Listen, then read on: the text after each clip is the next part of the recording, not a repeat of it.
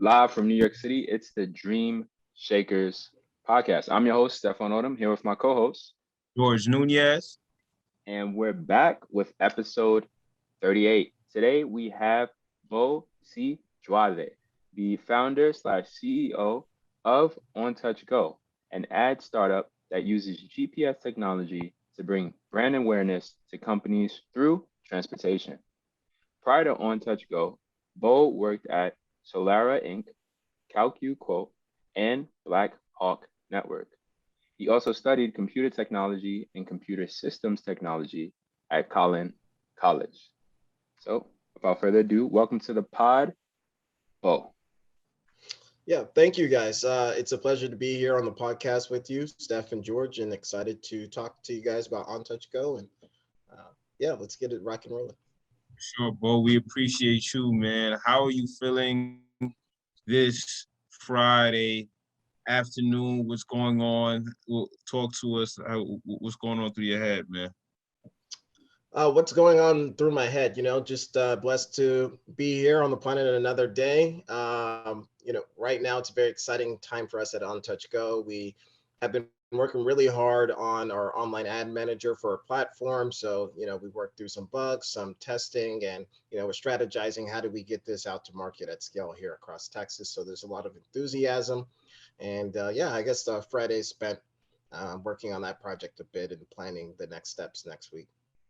Absolutely. And before we get into On Touch Go, we got to take it a step back here because we know that everyone has a journey, and we often start somewhere, right, from a particular beginning. So, how was it being born in Baltimore, then after that transitioning into Dallas with that African Nigerian upbringing, that Nigerian background? What was that like? Walk us through that. The first thing I will tell you when I moved here to Dallas, the first thing you'd notice is the water tastes like rocks out here. It really tastes like rocks. And but besides that, it was a cultural shift. I mean, the East Coast is definitely vastly different than the Southern states, and just I grew up as I was already one of those kids that was different anyway, no matter which geography I'm in. And so, Texas, everyone's super into football, sports, and here I come, a kid, I'm wearing like skinny jeans and stuff. And so, yeah, that took a while to get adopted into, just a normal culture. But yeah, I mean, growing up, my experience from Baltimore, it's kind of the mecca of Nigerians or Nigerian culture in America. If listeners are not aware, um, and to come in Dallas, where I mean we do have like a Nigerian base here, and I have some, I guess, cousins and family here, but it's definitely more diverse out of here in Dallas. So just being exposed to that, and um, yeah, I grew up. I went to school in a place called Prosper. So Prosper is a suburb of Dallas, actually, and met some cool people, and I'm here today. You mentioned you've always had this individualist streak, right? You've always been your own person. How do you, or what was the process like of understanding that you were going to ultimately enter technology, right? Like that was going to be the lane that you were going to carve for yourself. Can you walk us through that, especially in a place like Texas in the South, where maybe at the time tech wasn't as prevalent as it is on the East and the West Coast? Yeah, so my introduction to tech, I want to say, was accelerated through my work experience at Solera. Solera is an automotive technology company. They were an IPO or public company. They were taken off the market by Vista Equity Partners. And just honestly coming in contact with, Vista Equity and seeing Robert F. Smith, who's, I believe, still the richest Black man in America, that's kind of, well, not kind of, that is inspiring, right? And so you kind of peep at that and say, okay, what is he doing, right? And then that exposes you to the larger landscape that is venture capital, private equity, startup, right? And I remember working at Solera. I was entry level all the way to heading sales of a product there, and I wanted more responsibility. And the VP goes, you should think about a startup, right? Because there's only so much you can do as an entrepreneur within a company, right? And so that kind of accelerated my, or kind of accelerated my um, working or my experience at a startup, because subsequently what I ended up doing is thinking of something that I could create with a group of friends from Solera, and that's how OnTouch Go was birthed. And let's dive into On Touch Go, right? Like if you can let the audience know what it is, right? What made you get into it? And I believe from what Steph and I read before, it was called Oyster, and you guys kind of Right. rebranded to On Touch Go. So explain that. Like we want to know more about that. Yeah, so essentially at OnTouch Go, we're using displays in rideshare vehicles to show passengers or audiences ads based on geolocation, right? So we're trying to bring contextualization uh, to the passenger experience. And the ultimate goal is for that passenger to say like, hey, this is a cool spot. Let me change my destination, or now I know where it is, or, just be aware of the advertiser. It started as that simple of an idea, because literally we were living downtown, we're going out, we're using Uber a lot, and we're always asking our Uber driver, hey, where should we go? And we thought, hey, we should build a platform that's similar to Taxi TV with new bells and whistles. What that has evolved into as we did more research and tested with different brands is we realized the gap in outdoor advertising. So 96 cents on every dollar currently spent on advertising goes to other channels outside of outdoor advertising. And the reason why that is less than 4% of the displays used in outdoor advertising are digitally enabled. So what that means is the advertisers can't tap into 96% of the inventory on demand. And so rideshare is one of the fastest growing verticals in outdoor advertising because you do have these digital displays, right? And so we built an online interface where these displays are connected to where you can plan, purchase, and measure your outdoor campaign. And right now we're in rideshare, but our 3-5 year technical vision would be to encompass multiple types of displays. The emphasis on displays, are these tablets? Are these OEM interfaces? What specifically do you mean when you use that term? Yeah, so these are essentially commercial grade tablets as far as the rideshare space goes. Is there an aim to ultimately partner with OEMs when you think of things like autonomous driving? Like you would then have an interface built in. I'm sorry, you're providing the company this set of software, they leverage it internally, and maybe there's a kickback that way. Are we thinking of this as like the third space? Have those conversations been started internally? We've Yes, we've thought about that internally. It's kind of interesting, right? If you look at the new vehicles that are manufactured, a lot of them are already coming standard with or stock with a tablet display in the back seat, right? And so for us, that's the software play, right? We can maybe have a application on that OEM's screen, and so we do see those opportunities. And when you think about from a leisure standpoint, the passenger experience with autonomous cars, what are you really going to do with that average 15-minute ride, right? Are you just going to look at the roof, or more likely you're going to have a display or form of entertainment in there? So we see that as a potential and strong partnership opportunity for sure. And uh, the ad space right now, right, to a certain degree, could be deemed as oversaturated or ripe and filled with competition. Why did you decide that this would be the right industry to enter, especially through the lane of rideshare transportation, right? Like what drove you? Did you do a case study? I know you said like the idea birthed at your previous experience at your recent company that you worked for, but like talk to us about that.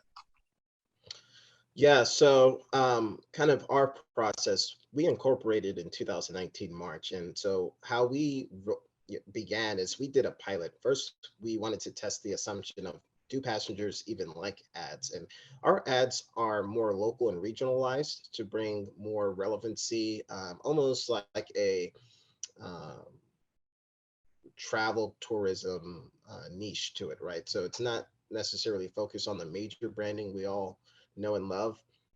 It's more focused on places people can go. And so we originally set up a test with a couple dozen displays in 2019 in the summer.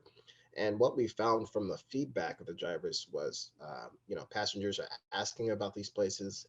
Some cases, passengers are changing their trip destination to one advertiser because of a strong messaging that was on that advertisement.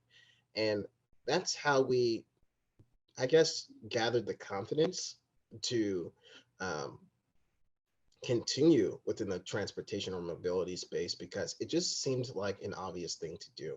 I don't think we've ever been in a situation where we were forcing a certain moment or thing that we've been doing at On Touch Go. It's all felt very natural, like we're following a story in a book. And so, yeah, that if that answers your question. You've been using we a lot, the team, the collective effort that's behind getting this vision out there, getting it to scale. So, what was that process of meeting your co-founder? How did you two come in contact with each other, and then how did you know that it was going to be the right fit to really achieve that larger vision? And shout outs to you and your co-founder, and definitely the co-founder as well, Morales, just because we read up on the story and we understand that he lost his sister through cancer. So Yeah, unfortunately. definitely, yeah, unfortunately, prayers and condolences go out to him and his family. But yeah, that was definitely strong on his part to push through with you, and you guys stay strong through COVID.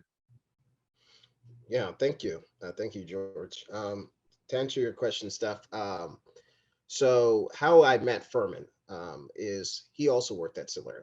And so he literally was the next software team over, right? So, and it's actually funny, right? I'm a big rap fan and a big Travis Scott fan. And so Furman worked at Solera through a referral of a mutual friend.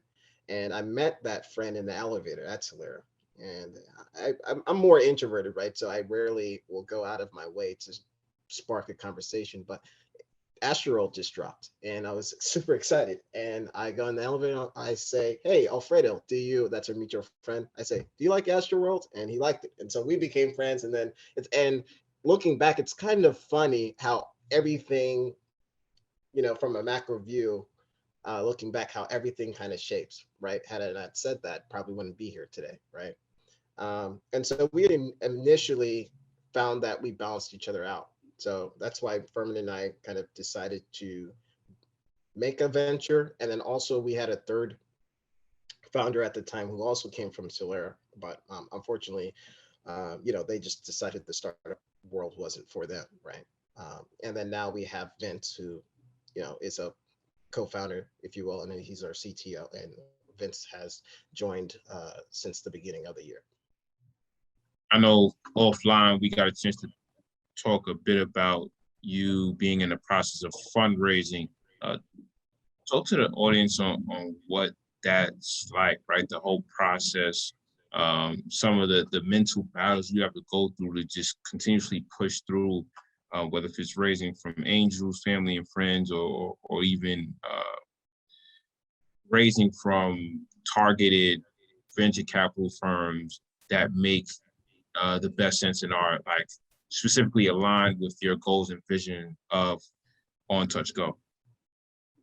Yes. So, first and foremost, wow, fundraising is definitely a difficult challenge. And for me, I always base my, always, I like to forecast. And one thing I didn't forecast is just the politicalness of fundraising, right? I'm someone, I think very logically, and I think, well, because I know I have X and Y talents, and I do, I put due diligence forth with my work. That's going to equate to X, right? And that's not the case in fundraising, unfortunately. And one of the hardships or challenges I've really um, have have faced was just the whole minority thing.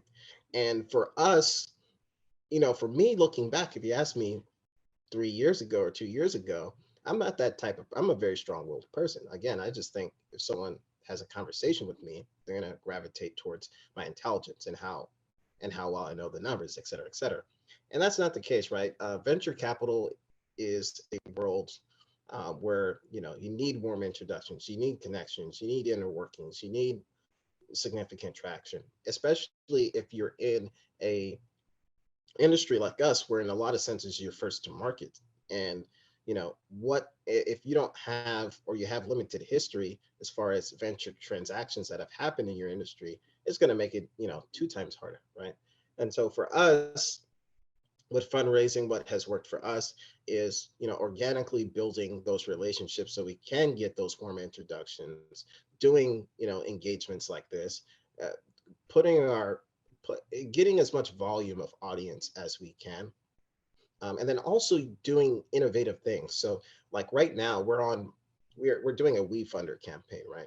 And one of the things that we thought would be innovative and cool as a success story that our product works, is to validate that our product works, is to use our own network to advertise our fundraise, which we have been doing. And so in the last 3 weeks, we've gotten probably close to 50 investment reservations, right? So we've been doing some really interesting things.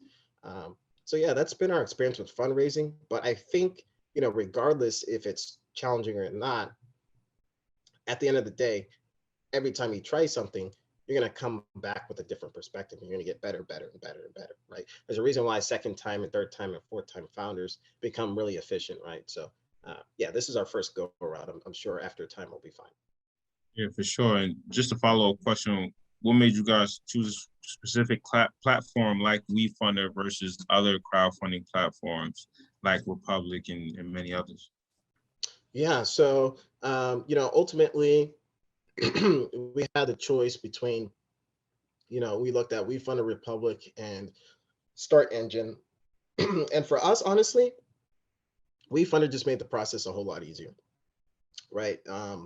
It's less, you know, and they're all great platforms, don't get me wrong, but it just made the process easier for us.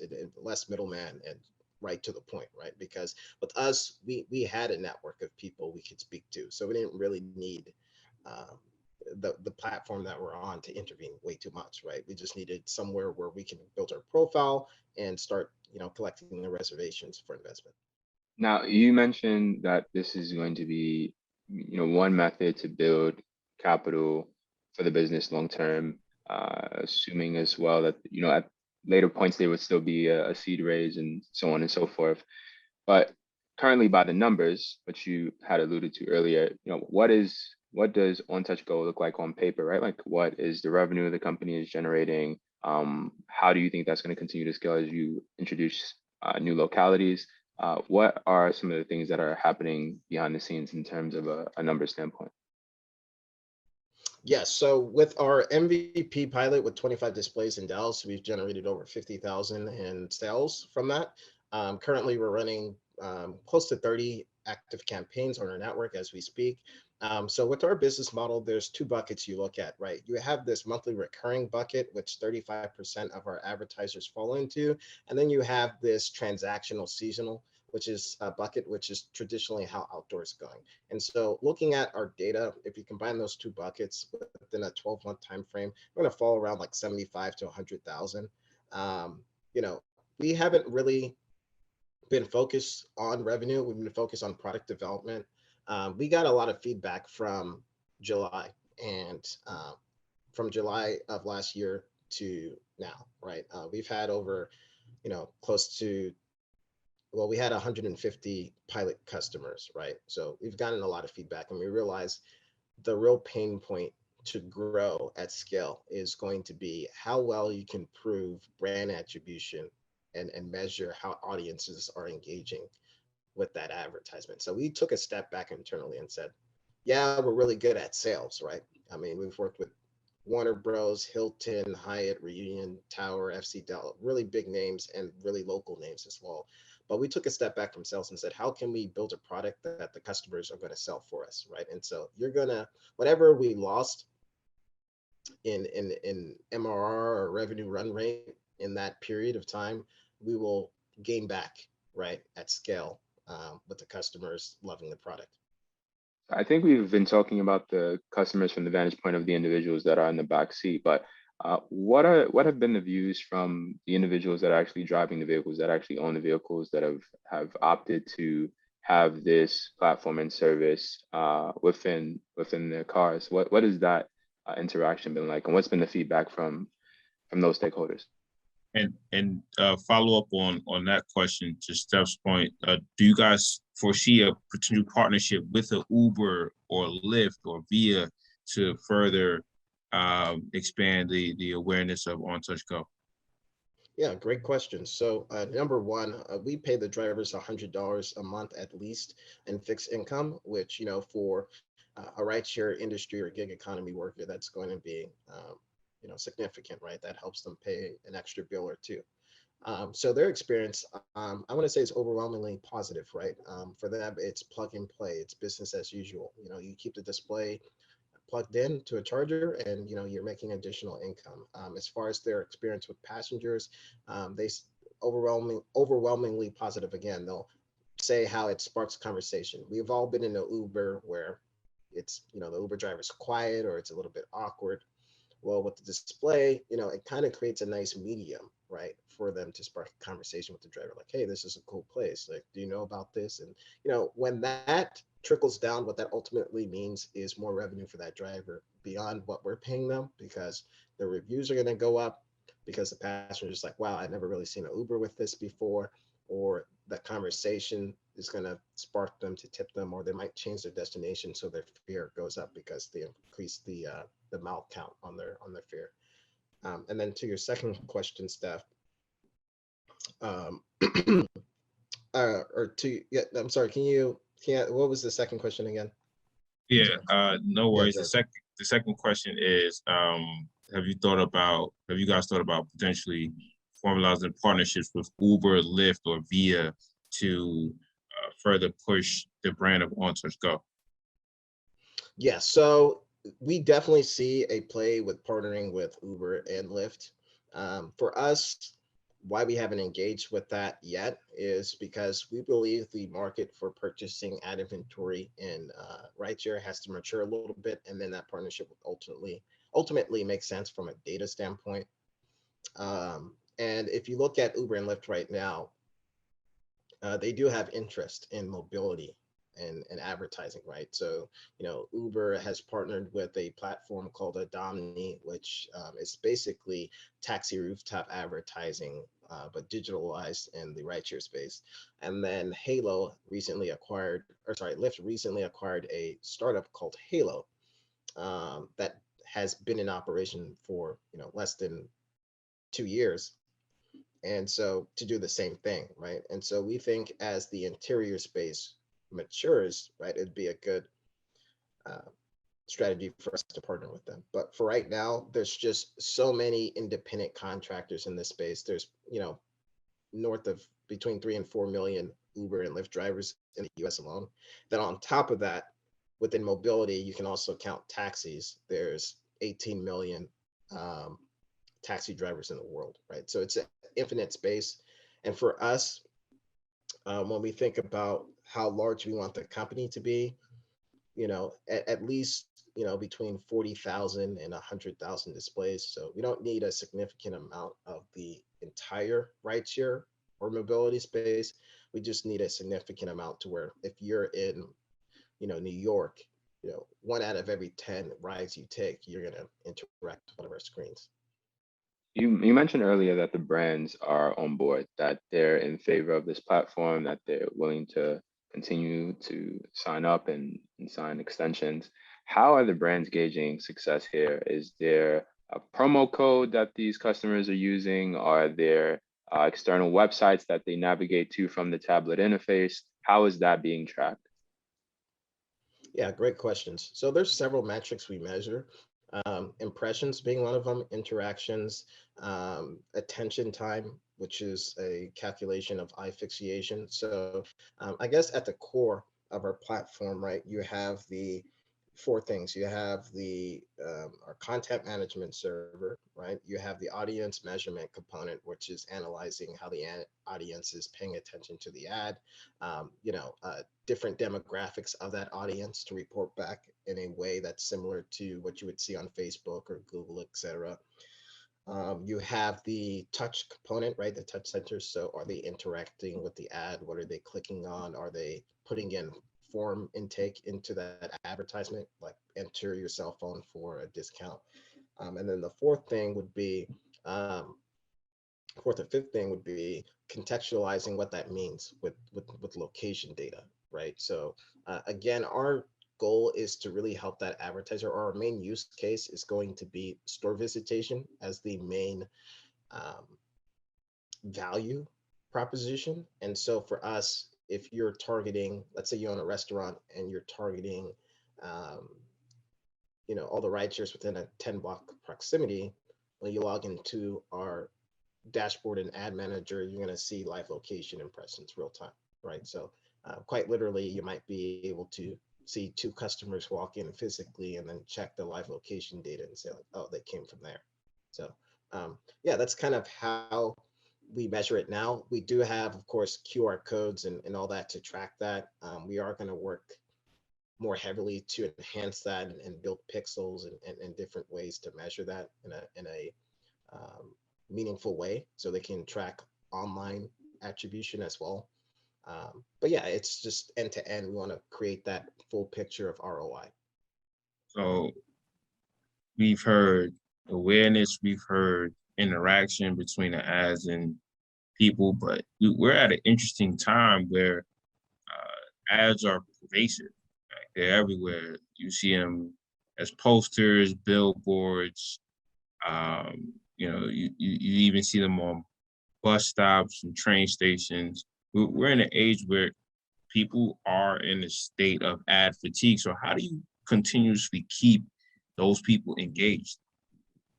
Yeah, so I love that question. Going back to the earlier point, 96% of the displays used in outdoor advertising, which are going to be those displays, those posters we see on our everyday commutes, those are not digitally enabled. And so in a lot of sense, they can become irrelevant, right? Or not contextual to me as a individual. And when you digitalize that, it creates the opportunity to create some interesting things. So one of my favorite movies I like to um, point to illustrate kind of what the potential may look like in the future is Tom Cruise from Minority Report when he kind of walks into the store and it says like, hey, I forget his name, but hey, Tom Cruise, would you like, X, Y, and Z product? And so that's where the future's going. But I do agree that advertisements can be um, intrusive. And so that's why we believe that advertising has to be fun, again. And right now, what you've seen over the course of maybe the last decade is we're losing creativity, right? Even some of the Super Bowl ads aren't as entertaining anymore because what you've seen, or what I've seen, or at least what my opinion is that's going on, is that a lot of the professionals in marketing and the marketing departments, they're more metric based. They've fallen in love with certain buzzwords like um, CPM, click through rate, etc. And they've lost they're out of touch with what marketing really is, right? And that's to tell an eloquent story about your brand. And, um, so I think with, things like consumer privacy laws being more aggressive in the United States, with the whole Apple thing, the cookie thing, it forces advertisers in a situation where they're going to have to be more creative, right? And you look at the recent albums with Drake and Kanye that just came out, right? They're using billboards, right? That's pretty cool. That's pretty cool. Like Drake's using a billboard in the cities where the featured artists are from and saying like, hey, on the album. I don't think anyone finds that. I mean, I'm sure someone hates everything, but for most people, right, I think that's pretty cool and they would agree. So I think we have to get back to that. And I think our platform is going to enable that at scale in the future, but also provide that education because you ultimately have to care about creativity. Unfortunately, with a lot of industries, the people who are in power are people that don't necessarily care from a creativity standpoint. They're just people in power. And so hopefully we can be one of those statistics, those rare anomalies that occur every once in a decade or so, and get ourselves in a position of power to where we can influence that creativity. Because at the end of the day, if your campaign isn't creative, it's not going to work. And everyone wants their campaign to work, but not everyone can afford a WPP agency or a top agency to help them make the best work. But we can be in a position to use data to tell our customers like, hey, this is not working in comparison to, your competitors. You might want to change it up, and then use managed services to help facilitate that. So one piece in a broader system then, like the canary in the coal mine, so to speak, given that initial Yeah, correct. signal that you're going down the wrong path. Correct. Got it. Now, one thing that you mentioned in that last response that was incredibly interesting was that privacy focus, right? Traditionally, advertising has gotten a bad rap, especially in the modern day age, right? Because it's so demanding of users' info, right? And in a way that's often seen as exploitative, right? Uh, you mentioned that you wouldn't be adversely impacted by Apple's stances because of the format that you're leveraging. How is OnTouch Go still thinking through the aspect of how much data is too much data? Yes. So for us, you don't want, like, for us, we don't want, unless you want to enroll in an individual advertiser's offering, right? Let's say Lexus was advertising and you can win a free car.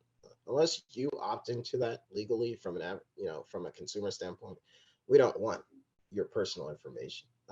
We think a lot of advertisements can be contextualized just using geospatial information, right? And again, the only reason why we're in this position is because marketing stakeholders are out of touch with what marketing and advertising really is. They're really glued to CPM and CTR, and they're trying to prove by percentile basis or basis points these metrics that they see on a report from Google.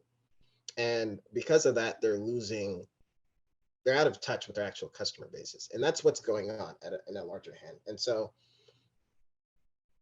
it's a big challenge, I agree, and it's not going to happen overnight. Maybe it's a situation where 70% of our customers are getting it right on our platform and 30% are not. But again, if we can quickly identify those 30% and help them, the more the merrier. But to answer your question with privacy, yeah, you don't need ultimately too much information on that. We're not trying to track you all the way into your phone, right? We just need to use geospatial information to say like, hey, it's likely that this person was one of the audiences exposed to this ad in this Uber, so display this ad here, right? So that's kind of the baseline intelligence we use. You also noticed that you were looking to expand to Houston, San Antonio, and all of Texas. So what's the timing specifically on that scaling or that scalability? Yes, I'd like to say, I want to be very careful with timelines because sometimes I think 2020 humbled me. Right. I spent, my grandfather was, I don't know if a CFO or senior finance person, but a senior finance person for ExxonMobil in Nigeria. And I think I got a lot of his Excel. Well, I don't think they had Excel back in those days, but a lot of his finance skills from him. And how that alludes to what you're saying is I spend a lot of time forecasting stuff. And I just want to get into the habit of not forecasting stuff because I just end up being wrong, especially if you don't predict the pandemic that was almost like an end of the world event. I'd like to say, though, our goal is 2,000 displays in the Texas markets. So Dallas, Houston, Austin, San Antonio. And we like to achieve that goal 12 months from this podcast, being launched now. So we'll see. It might be sooner, it might be later. But we'll see. And hopefully the universe is like he's learning his lesson about forecasting stuff. That's the right stance to take. That's the right stance to take. Well, with that, we're going to go ahead and provide you with the final question for today's interview. So here at Dream Shakers, we very much value paying it forward, right? And we want our audience to be able to grow along with us. So what would be three pieces of advice that you would have gave your younger self? That is a great question. Okay. Um, Number one, see education as a platform. Um, I don't know if anyone or one of here or one of your listeners is into Myers-Briggs, but I'm INTJ, right? And so we can be very difficult as kids. And so I was a brilliant kid growing up in school, but I didn't really take it seriously. But looking back now in venture capital, from a venture capital perspective, you can get into a lot of rooms if you're from Stanford, if you're from Yale, if you're from Harvard, if you're McKinsey and Company alumni or one of the big four, right, alumni. And so I would tell myself like, hey, even if you're gonna quit after a year, maybe do that, right? Um, that's one thing I'd tell myself. Number two, um, I've developed a lot on a personal basis, going through the ups and downs of a startup, right? And a lot of us as individuals, we don't lean into our intuition. And for me, I would tell myself, lean into your intuition as strongly as possible.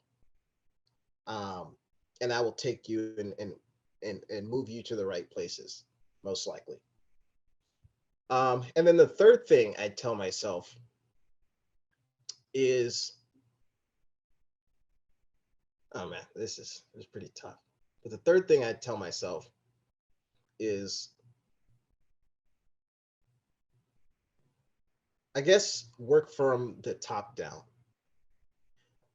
A lot of us, we have an immediate goal, and we can get so caught up in our own perception of it when we now live in an age where that information is readily available.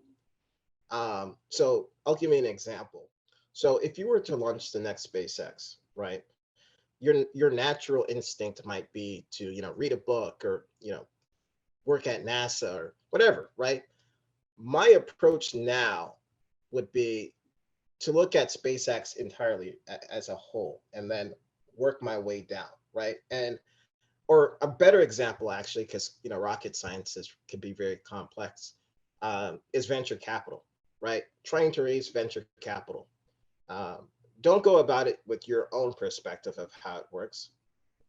What is the day in the life of a venture capitalist? A venture associate, a managing partner, a principal, and try to understand that psychology and work your way down into how they interface with you, and then use that to your advantage, if that makes sense. So those are the three things that I would tell myself, or past self, if my past self would listen. So, Well, Bo, we truly appreciate you. Thank you for sharing your story. Thank you for talking about On Touch Go. Thank you for talking about brand awareness and those jewels and gems that you just dropped, man. I think it's definitely important. And that last piece about playing the game, right? Like if you knew what you know now, how imperative it is to play that game. So we look forward to seeing what On Touch Go has to offer, where you are a couple of months from now. We definitely want to have you back on the pod to share stories, because I think your insight is very valuable, and our thank you. audience and our listeners will learn so much and take away so much from this episode. So thank you so much. As you know, you're definitely a dream shaker, and we appreciate it.